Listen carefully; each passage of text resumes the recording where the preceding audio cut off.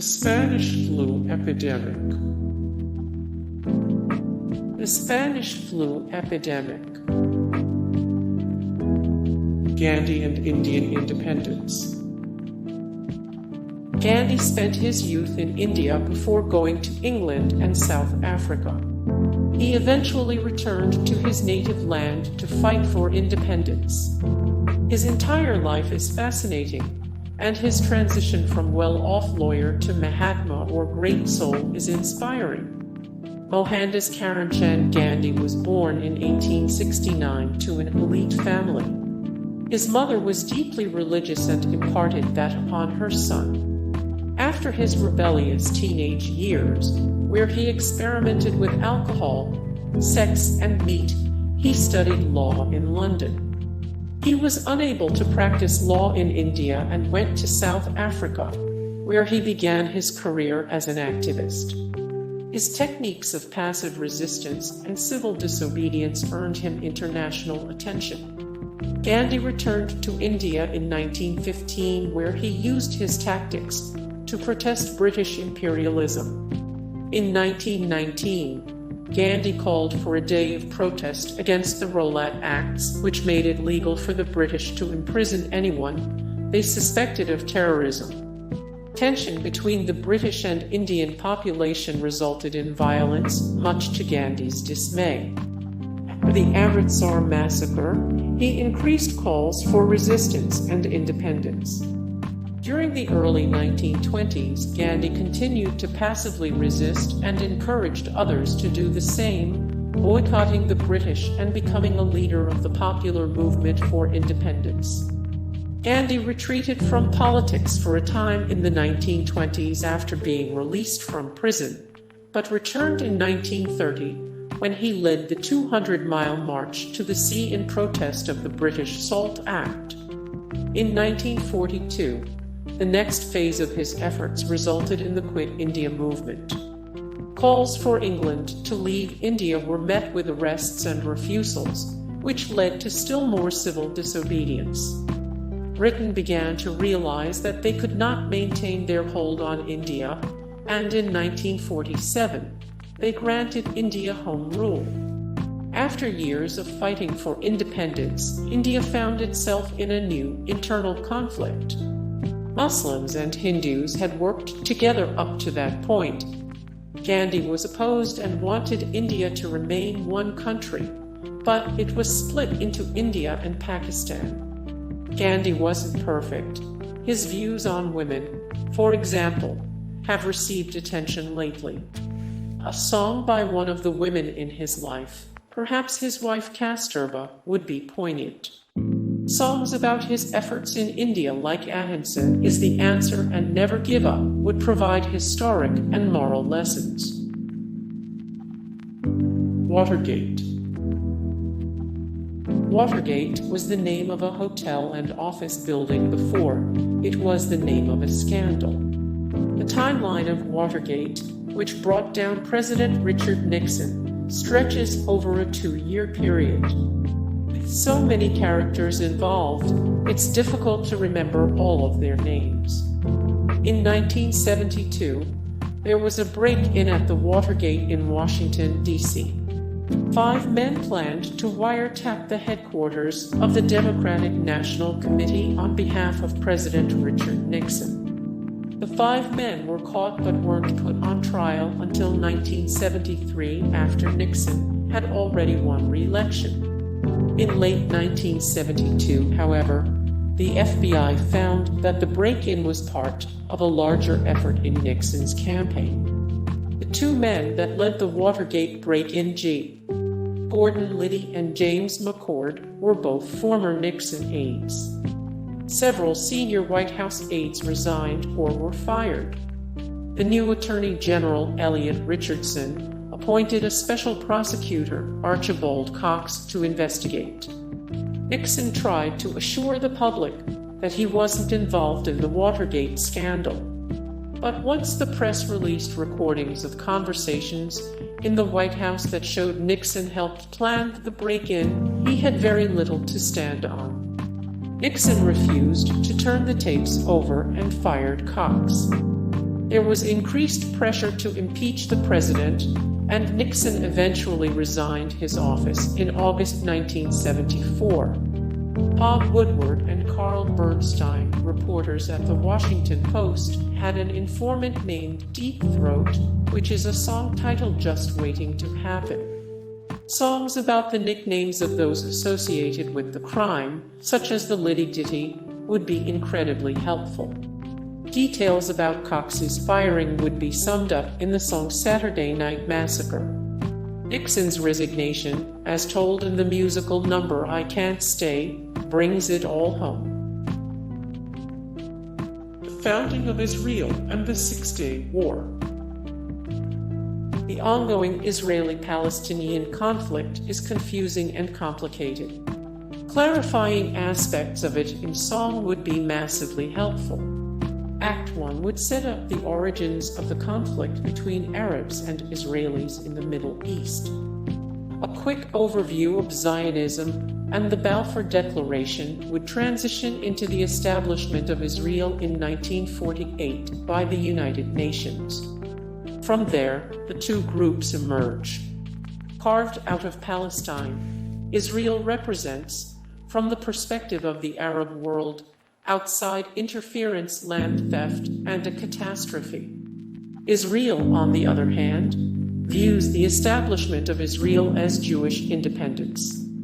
Israel immediately had to fight for its sovereignty, however, losing the West Bank to Egypt and the Gaza Strip in the process. By the mid-1950s, Israel attacked the Egyptian Sinai Desert but were forced to pull back by international forces. In 1964, Arabs established the Palestine Liberation Organization to fight for the Palestinian homeland, usually through guerrilla tactics and clandestine activities. In 1967, during the Six-Day War, Egypt sent troops into the Sinai, which Israel read as an act of war. Israel mobilized, and war broke out between Egypt, Jordan, and Syria. Troops invaded Israel, but Israel successfully defended itself, gaining control of the Sinai Peninsula and Gaza from Egypt, Golan Heights from Syria, and the West Bank from Jordan. There's a lot more to the Israeli-Palestinian conflict. Perhaps a sequel could go through the 1970s, the Camp David Accords, and the last decades of the 20th century. Understanding why this conflict remains in today's news cycle is important. Songs like Balfour, What's It All For, and Mandate, more like Confiscate, would set up not only Israeli and Palestinian perspectives, but also help viewers see how the rest of the world played a role in the region's conflict.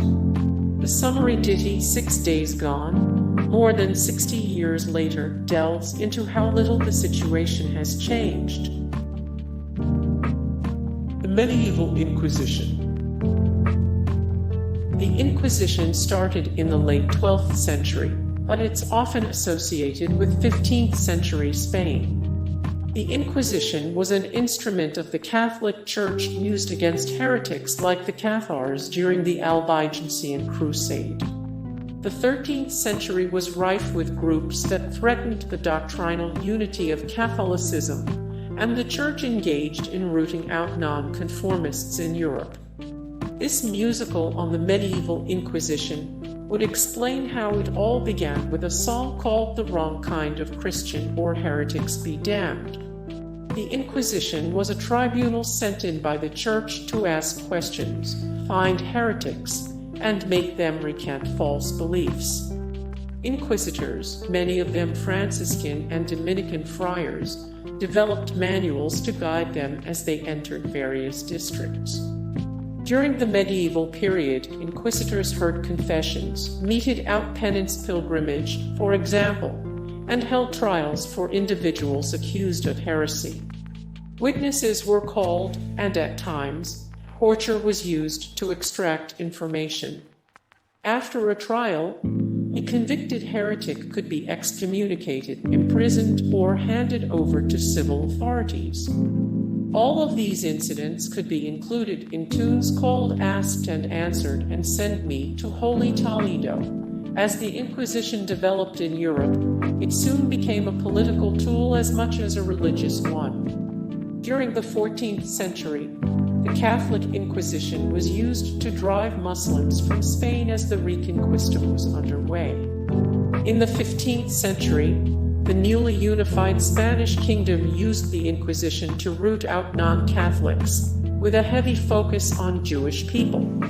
The end of a musical on the Inquisition could finish with a song like Fear, the Grand Inquisitor.